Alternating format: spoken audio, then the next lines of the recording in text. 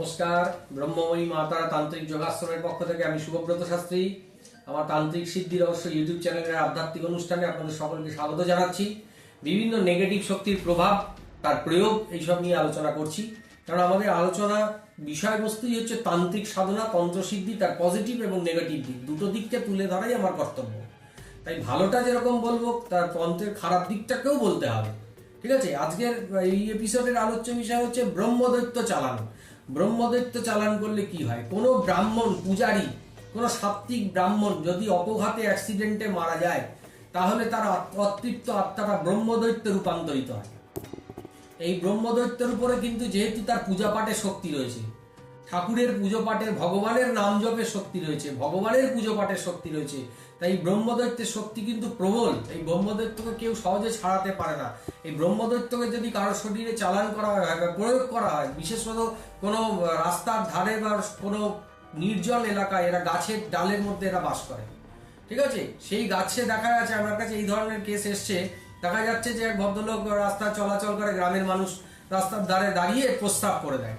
তো গাছের গোড়ায়, যে গাছের ব্রহ্মদৈত্য বাস করছে, সেই গাছের গোড়ায় যদি কেউ প্রস্তাব করে দেয়, তখন ব্রহ্মদৈত্য রুষ্ট হয়ে যায়, তখন তার উপরে আক্রমণ করে দেয়, তাকে কষ্ট দেয়, যন্ত্রণা দেয়, তাকে রোগ ব্যাধিতে জরাজীর্ণ করে তোলে। কোনো ডাক্তার, ওষুধ, হাসপাতাল, নার্সিংহোম কারোর ক্ষমতা নেই তাকে সুস্থ করবে। ব্রহ্মদৈত্য যদি কাউকে ধরে বা কাউকে অ্যাটাক করে দেয়, সেই ব্যক্তিটি, সুস্থ মানুষ, দিন দিন রুগ্ন, জীর্ণ, শীর্ণকায় হয়ে যাবে, তার শরীর শুকোবে, তার শরীরে রক্ত শুকোবে, তার খাওয়া কমে যাবে, তার ঘুম কমে যাবে, তার শরীরে সবসময় কষ্ট, সবসময় জ্বালা যন্ত্রণা হবে, তার লিভার কিডনির উপর এফেক্ট হয়ে যাবে, শরীরের রক্ত শুকোবে, শরীরের যে মাংস পেশিগুলো ধীরে ধীরে শুকোতে শুকোতে তার শরীরটা শীর্ণকায় হয়ে যাবে।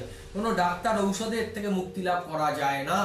আর ব্রহ্মদৈত্যকে যদি কাউকে ধরে, ব্রহ্মদৈত্য বা কারোর উপর প্রয়োগ করা হয়, সেই ব্রহ্মদৈত্যকে ছাড়ানো হচ্ছে বড্ড কঠিন কাজ। ঠিক আছে, ব্রহ্মদৈত্যকে কোনো ঝাড় ফুঁক দিয়ে, তন্ত্রমন্ত্র দিয়ে তাকে ঝাড়ানো যায় না। ব্রহ্মদৈত্যকে যে প্রার্থনা করতে হবে, কারণ সে একজন ব্রাহ্মণ, সে অপঘাতে মৃত্যু হয়ে কষ্ট পেয়ে মারা গেছে, তাই সে আজকে ব্রহ্মদৈত্যতে রূপান্তরিত হয়েছে। তাই ব্রহ্মদৈত্যকে প্রার্থনা করতে হবে।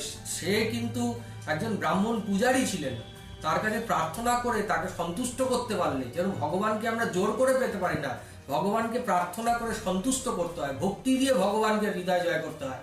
ঠিক সেরকমই এই ব্রহ্মদৈত্য ভগবানের শক্তিপ্রাপ্ত অতৃপ্ত আত্মা। তাই এই ব্রহ্মদৈত্যকে আপনি জোর করে ঝাড়ফুঁক করে, ঝাঁটা লাঠি পিটিয়ে কোনো কিছুতেই তাকে ছাড়াতে পারবেন না। যতই সেই রুগীর উপর কষ্ট হবে, সেই ব্রহ্মদৈত্য কিন্তু আরো রুষ্ট হয়ে যাবে, আরো সেই রুগীকে ধ্বংস করবে।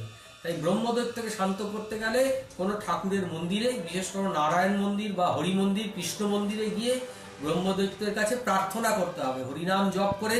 সেখানে ব্রহ্মদৈত্যের জন্য নকুল দানা, বাতাসা আপনাকে নিয়ে যেতে হবে, ব্যাগে করে, প্যাকেটে করে, কলা পাতায় বা শাল পাতায়। আপনি সেই মন্দিরের সামনে, হরি মন্দির, কৃষ্ণ মন্দিরের সামনে, সেই ব্রহ্মদৈত্যের উদ্দেশ্যে আপনি প্রার্থনা করবেন যে, হে ব্রহ্মদৈত্য, তুমি অমুকের শরীর থেকে বেরিয়ে আসো, অমুক যা অনিচ্ছাকৃতভাবে ভুল করেছে তার জন্য তুমি ক্ষমা করো, এই যে ভোগ, এই মিষ্টি ভোগ তোমাকে নিবেদন করলাম, এই ভোগ তুমি গ্রহণ করো, তুমি তো সন্তুষ্ট হও এবং আমার এই রোগীকে তুমি ক্ষমা করো, তাকে মুক্তি দাও।